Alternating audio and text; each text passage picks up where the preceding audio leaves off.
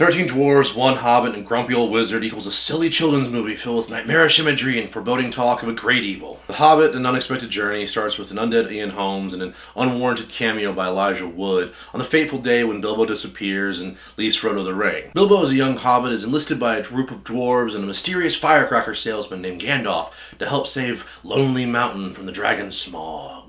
J.R.R. Tolkien's masterful Lord of the Rings trilogy is filled with unique cultures, detailed geography, and rich mythology, while entertaining great action and ridiculous comedy in the form of two hobbits named Merry and Pippin. It's also a deep story about heroism and being called to sacrifice when your only strength is having big, hairy feet. Point is, when you have the greatest trilogy of this generation, set to stand the test of time against The Godfather and Star Wars, you don't take making a prequel lightly.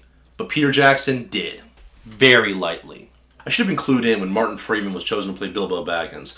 I'm not saying he was a bad choice, but he was a very specific choice. Freeman has defined himself as a comedic actor, so when I saw his name on the bill I first thought, oh sweet, they're going to give him a chance at something serious.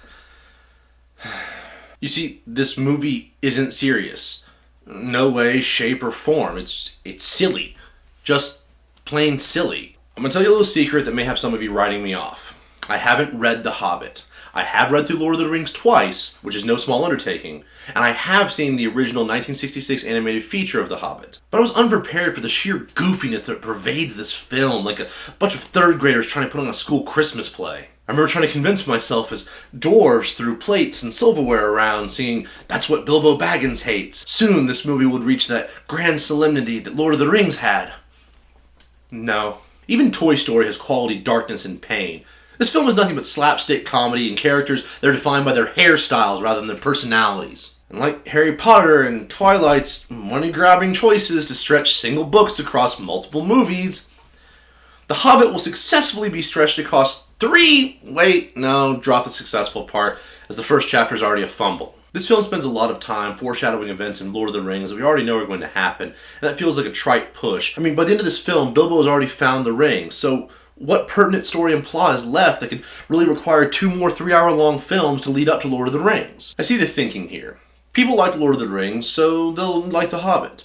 People like seeing 3 movies, so they'll like this to be 3. No! People want one good, solid movie. It's probably the pressure of having to match the original trilogy, which is actually a sequel, which, oh god, this is Star Wars all over again. If Harry Potter and Twilight have taught us anything, it's that you can just jam magic, bad acting, and overbearing mythology into a movie and make bank.